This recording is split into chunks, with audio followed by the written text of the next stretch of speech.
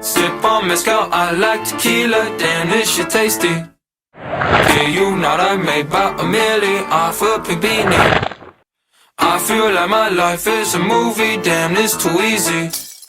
Can't catch me, I'm jumping the borders, hit the embassy. It's bag or... You should tell me about, the NFT space. How is it right now? Because you are in this space. You've sold a few projects, both free and for a price. So you tell me how's NFT market? It was like, like sunshines and rainbows when it was like 2021 and early 2022s.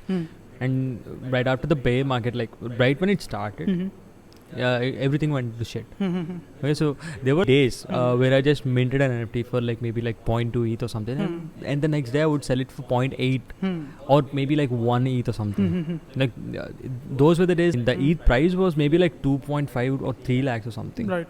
So it was like really, like really high point. And coming from me, like who invested in Ethereum maybe when it was like 20,000 below, like I was making a shit ton of money on that. Right. And the main part that I did was like I didn't buy in. So when it was at a high point, I didn't buy in. Yeah. There is a saying, right? Like when it comes on the news, it's not the point where you have to invest. Yeah. It's not it. Definitely. So right now the market is not that good. Only the higher, the blue chip projects are working, but some projects are working if they got like investment firm backing or something. See, it's gonna change like day after day. Yeah. Like if you hear one thing that's trending today and it's gonna fucking completely change in the next day. Exactly. I remember when the Goblin Town launched. I was like really really early into that project. I got in when it was like 0.02. Okay, so it went all the way up to like maybe like 9.5 ETH or something. Right. So what I did was I aped in maybe like about 30-40 goblins for like 0.02 or something. I made 20x in profits for Goblin Town. Nice. But even at that point, it's like really low because right after it sold that, after 2 days it got all the way up to like maybe 60-70x. Right. So nobody would know like what's going to happen to this collection after like maybe a day or two. Right. But do you think, Ravi, in future all this talk is going to change among investors, among retail investors specifically? Do you think people are going to talk about value rather than talking about... Right now, utility in NFT space is a fucking joke. Right. Seriously. Now. Yeah, currently, yeah. Everybody is talking about we'll get you into a private group. We'll conduct events. We'll do this. We'll do that. And what happened to all these projects? Man? Yeah. Like I've seen people investing in projects where they only give access to a Discord server. Yeah. And they'd glorify that Discord server like it's something that never existed before. Okay, so these people made millions. By just doing this marketing things. Obviously. Like all the influencers are controlling the market right now. Yeah. A tweet can change the future of a project. Yeah, exactly. Okay. Exactly. So this is at this moment. But the future of NFTs is like designed for something bigger purpose. Exactly. It's not about like monkey pictures or something. Exactly. Like that. Yeah. So we can get a lot of things get done. Yeah, exactly. In the space, right? Exactly. So the authenticity of ownership and all that. There are like real life houses that have been sold on blockchain. Exactly. Like on Ethereum. Like there's been a house that sold for like maybe $75,000 or something through an NFT. Nice.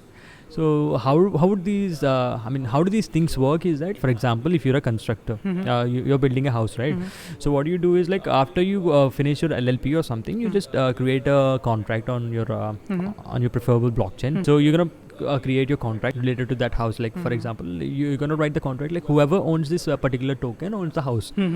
Okay. So what you do is like simple things like what we do in real life, like private sale and public sale. That's the same thing is going to happen in the future. Like it already happened with that particular house, but it's going to happen in the future because it cuts down the process of all these waiting periods, middlemans and all that, right? So it's just with one click you can buy a house.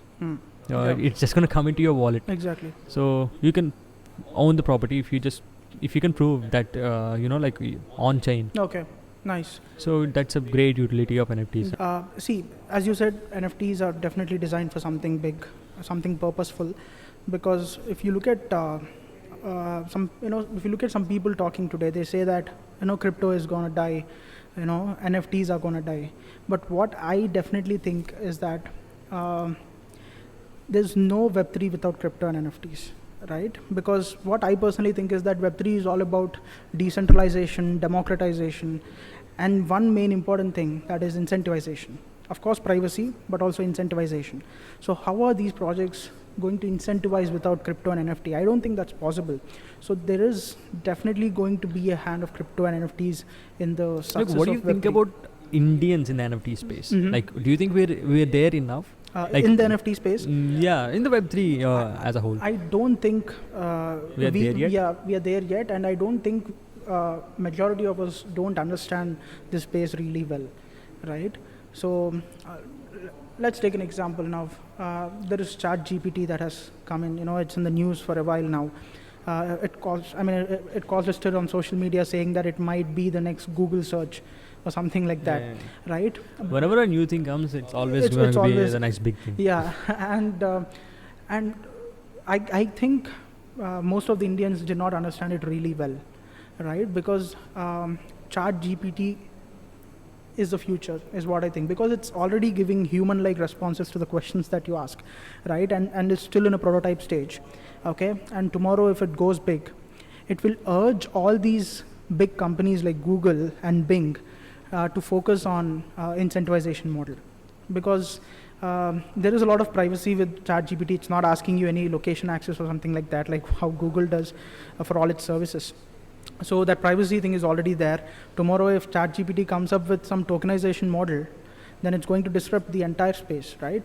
So it's really important for Indians, or not only Indians, for the entire world to understand that there's no Web3 without crypto and NFTs, and big companies like Google are also going to think that way if they really want to enter Web3 space.